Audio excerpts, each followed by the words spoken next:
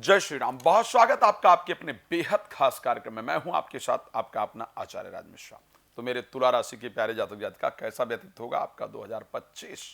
मैं एक बात बता दूं, शुरुआत आपकी राजयोग के साथ हो रही है। जब 2025 का प्रारंभ होना है उस दिन सूर्य और चंद्रमा आपके तृतीय भाव में होंगे, शुक्र और शनि आपके पंचम भाव में होंगे। केंद्र का और त्रिकोण का एक शानदार योग के साथ इस वर्ष की शुरुआत होने वाली है। मंगल आपके 10th हाउस के अंतर्गत होंगे, बृहस्पति वक्री होंगे, इस कारण से 7th और 8th से दोनों से प्रभावित करेंगे। तो आखिर क्या व्यतीत होने वाला है, क्या 2024 के अंदर जो उम्मीदें रह गई हैं, जो इच्छाएं रह गई हैं, वो 2025 में पूरी हो रही हैं या नहीं हो रही हैं। इन सभी विषयों पर हम चर्चा करेंगे, लेकिन उससे पहले एक सूचना आपको दे दूं कि यदि आप श्री राम कथा, श्रीमद् भागवत कथा या श्री शिव महापुराण की कथा संगीतमय और सुंदर चाहते हैं और चाहते हैं कि वो मेरे द्वारा हो, तो आप मुझसे संपर्क कर सकते हैं।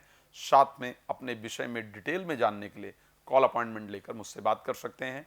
रात को 9 बजे और दोपहर को 12 बजे लाइव आता हूँ, फ्री होता है, उसमें भी आप जुड़ सकते हैं।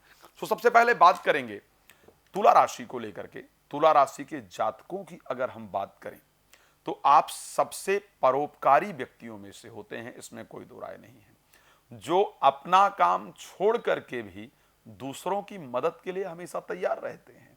तो क्या जो आपने अभी तक मदद की है, जिसका परिणाम आपको पॉजिटिव नहीं मिला है, जिसका सपोर्ट किया है, जिसके लिए अच्छा प्रयास किया है, वहां से धोखा ही प्राप्त हुआ है, तो क्या 2025 में इसमें सुधार आने वाला है, इसकी चर्चा करेंगे। सबसे पहले बात कर लेते हैं, इस चीज की भी बात करेंगे कि आखिर एक ही राशि के 4 लोगों के साथ अलग अलग प्रकार की घटनाएं क्यों घटित होती हैं, 2025 में क्या खास रहेगा, इस पर चर्चा करेंगे। सबसे पहले आपको बता दें, चित्रा नक्षत्र के 2 चरण, स्वाति नक्षत्र के 4 चरण और विशाखा के 3 चरण को मिलाकर के बनती है तुला राशि। ये 3 नक्षत्र स्पेशली तुला राशि के अंतर्गत होते हैं। तो ऐसे कंडीशन के अंतर्गत मंगल चित्रा नक्षत्र के स्वामी, राहु विशाखा नक्षत्र के स्वामी, राहु स्वाति नक्षत्र के स्वामी और बृहस्पति विशाखा नक्षत्र के स्वामी। तो मंगल, बृहस्पति और राहु आपके नक्षत्र स्वामी, शुक्र आपके राशि स्वामी। इन 4 प्लैनेट का विशेष प्रभाव आपके जीवन पर रहता है। इनका परिवर्तन आपके वर्ष में, आपके महीने में, आपके दिन में परिवर्तन लेकर के आता है। तो 2025 में इन्हीं के परिवर्तन के ऊपर मैंने कहा कि अलग अलग 9 प्रकार के लोग होते हैं। तो अलग अलग जो परिवर्तन होता है ग्रहों का, वो सभी व्यक्तियों पर अलग अलग प्रभाव डालता है। चलिए अब अगर हम बात कर लें, थोड़ा सा और डिटेल में जाएं, तो हम ये जानने का प्रयास कर सकते हैं कि अगर आपका जन्म तुला राशि के प्रथम चरण में हो तो धन का सुख अच्छा मिलता है, यानी पिता पारिवारिक लोगों का धन का सुख होता है और धन का भोगने वाले होते हैं। इसी से रिलेटेड कार्य इत्यादि करना चाहिए, उस पर नहीं जाऊंगा, नहीं तो वीडियो बहुत लंबी हो जाएगी। दूसरे में हो तो भी धन की परिस्थिति अच्छी रहती है, लेकिन तुला राशि के तीसरे चरण में जन्म होने से आर्थिक प्रॉब्लम बहुत ज्यादा रहती है। इसलिए कहा जाता है कि राम और रावण की राशि एक ही थी, लेकिन दोनों के विचारों में बड़ा भिन्नता थी। तीसरे चरण में होने पर धन की दिक्कत, चौथे चरण में होने पर बोलने में प्रॉब्लम होती, मीन्स अपनी बातों को हम ढंग से रख नहीं पाते हैं। पांचवें चरण में जन्म हो तो बहुत मेहनती, बहुत कर्मज्ञ होते हैं। छठे चरण में जनरली अपोजिट लिंग की तरफ, यानी अपोजिट सेक्स की तरफ, अगर महिला है तो पुरुष और पुरुष हैं तो महिला के प्रति अट्रैक्शन बहुत ज़्यादा होता है और उस पर उधर समय बहुत नष्ट होता है, ऐसा देखा जाता है। सातवें में हो तो माता पिता के बिल्कुल भक्त होते हैं। आठवें में हो तो राज्य मान्य होते हैं, बहुत सफलता प्राप्त होती है, पुरस्कार इत्यादि प्राप्त होता है, रिस्पेक्ट प्राप्त होती है। नवे चरण में जन्म होने पर भाग्यवान होते हैं। अब एक और बड़ा इंपॉर्टेंट चीज, अगर 2025 में जो अब बताने जा रहा हूं, इस उम्र का कोई बच्चा या आप स्वयं अगर घर में हैं, तो कौन से वर्ष विशेष रूप से तुला राशि के जातक जातिका के लिए नुकसानदायक होते हैं, उसकी जानकारी मेरा प्रयास है कि यहां आपको दिया जाए। तुला राशि के लिए चौथा महीना, 16वां महीना, 4 वर्ष और 16 वर्ष, इनमें विशेष कष्ट होता है। तो यदि कोई बच्चा आपके घर में 4 महीने का है जिसकी राशि तुला है, या कोई बच्चा 16 महीने का है जिसकी राशि तुला है, तो 2025 में उसको कष्ट और रोग होने की संभावना रहती है। इसलिए उसके स्वास्थ्य का प्रॉपर ध्यान रखिएगा कि चौथे महीने में और 16वें महीने के अंतर्गत बच्चे को कष्ट होता है अगर वो तुला राशि का हो। साथ में 4 वर्ष और 16 वर्ष, ये ध्यान रखिएगा, जल से विशेष प्रॉब्लम होती है। तो कोई बच्चा अगर घर के अंदर 4 वर्ष का है, कोई बच्चा 16 वर्ष का बेटा बेटी है, तो प्लीज उसका ध्यान रखिए और 2025 में उसको गहरे सरोवर, तालाब इत्यादि में स्नान करने से मना कीजिए, नदी इत्यादि में स्नान करने से मना कीजिए, क्योंकि ये वर्ष जलघात के लिए, जलघात देने वाले होते हैं, नुकसान देने वाले होते हैं। 21 वर्ष और 35 वर्ष के यदि आप हो रहे हैं 2025 में, तो ऐसे परिस्थिति में शरीर में रोग होने का भय रहता है, तो अपने हेल्थ का प्रॉपर आपको ध्यान रखने की आवश्यकता है। 41 वर्ष में कुछ शारीरिक दोष होता है, शरीर का ध्यान रखना होता है। अगर 51 वर्ष के आप हो रहे हैं 2025, तो ऐसे कंडीशन के अंतर्गत देव दोष के कारण, यानी पितृ या देव के कुपित होने के कारण आपके जीवन में बहुत कष्ट आता है। तो ऐसे कंडीशन में किसी अच्छे मार्गदर्शक के माध्यम से आप भगवान जानकारी लेकर के भगवान की आराधना, देव पितृ की आराधना करने से आपको लाभ प्राप्त होगा। 61 वर्ष की अगर आयु है तो यहाँ भी शरीर को भयानक समस्याएं होती हैं, मृत्यु जैसी पीड़ाओं का सामना करना पड़ता है।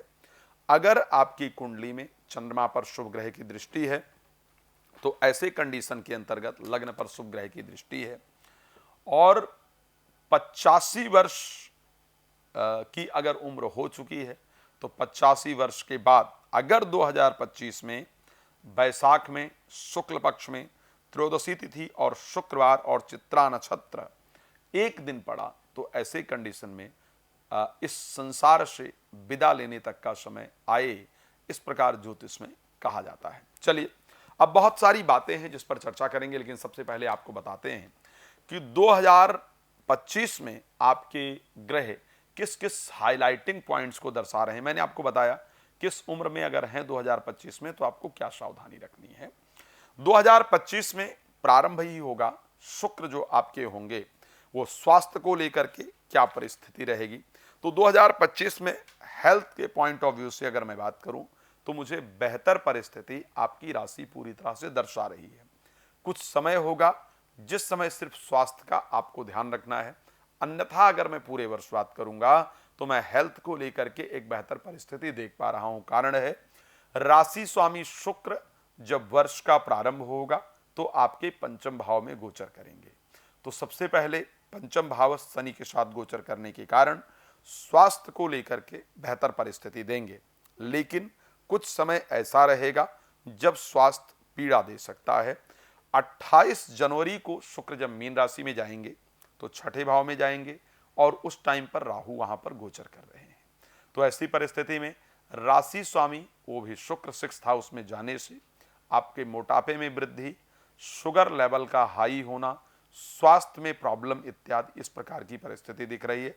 तो खास करके 28 जनवरी से लेकर के और 30 मई 2025 तक ध्यान रखिएगा, 28 जनवरी से 30 मई 2025 तक यहाँ पर हेल्थ में छोटी मोटी प्रॉब्लम यानी आपको ध्यान रखने की आवश्यकता रहेगी, अन्यथा आपका स्वास्थ्य बेहतर रहेगा। एक और समय रहेगा प्लीज, 29 जून से लेकर के और 26 जुलाई, ये करीब जो 27-28 दिन का समय होगा, यहाँ पर आपके जो राशि स्वामी रहेंगे, क्षमा चाहूँगा 30 मई से 29 जून से लेकर के 26 जुलाई तक का जो समय होगा, यहाँ पर आपके राशि स्वामी स्वग्रही होंगे, लेकिन 8th हाउस के अंतर्गत जाकर के गोचर करेंगे।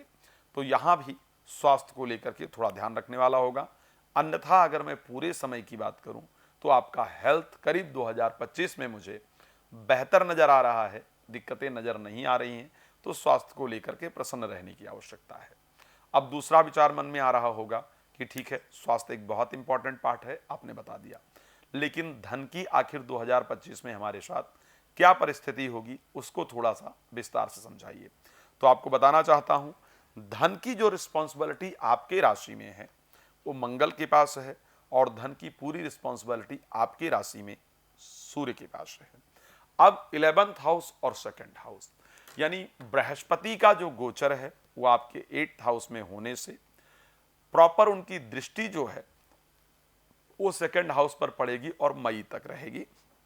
उसके बाद भी करीब करीब वक्री होंगे 13 नवंबर को, फिर कर्क में जाएंगे 18 अक्टूबर को, मिथुन में जो प्रवेश करने वाले हैं वो 14 मई तक। तो 14 मई तक वृष राशि में रहेंगे।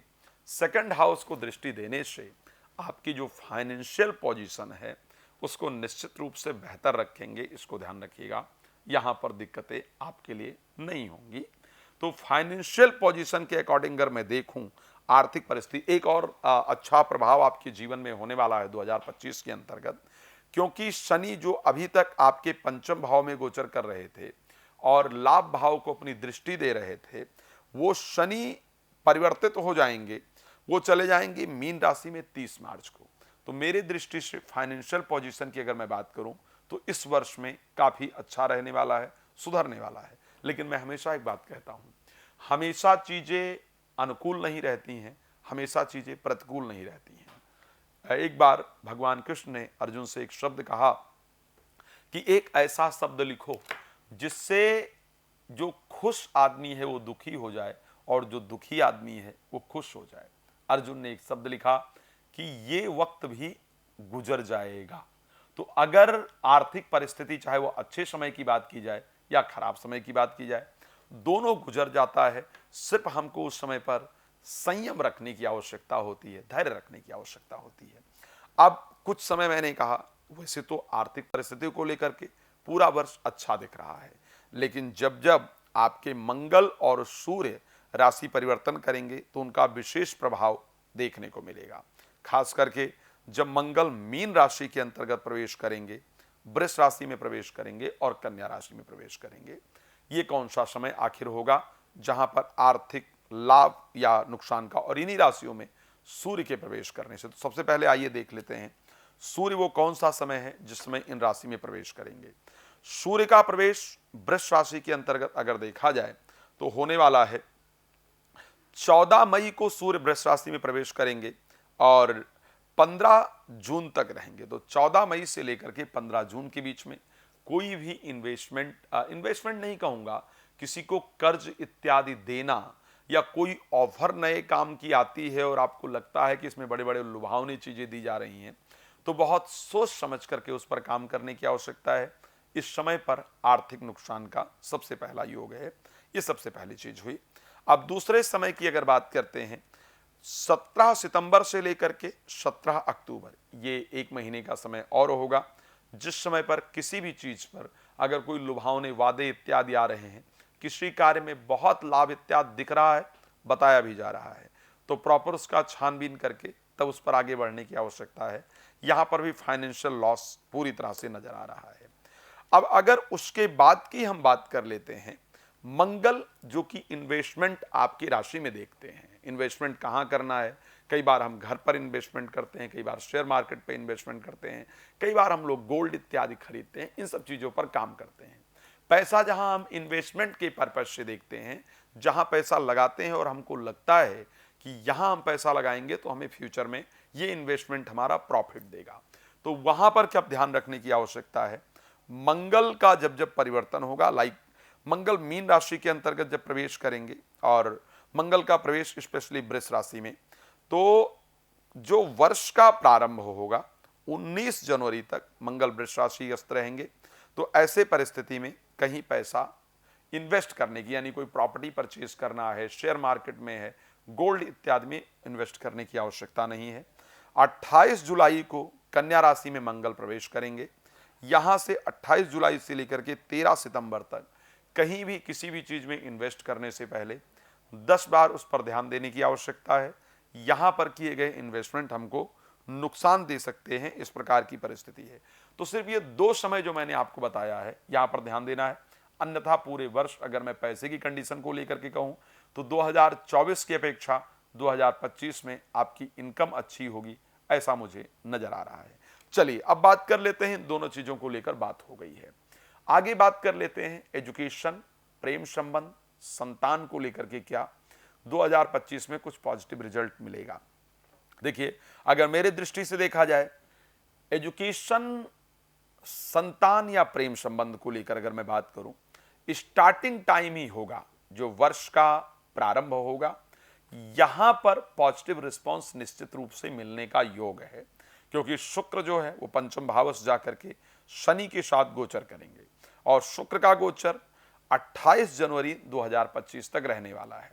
तो अगर वर्ष के प्रारंभ में ही एक तो प्रेमी प्रेमिका से मिलने का योग है, प्यार के इजहार का योग है, इसमें कोई दो राय नहीं है।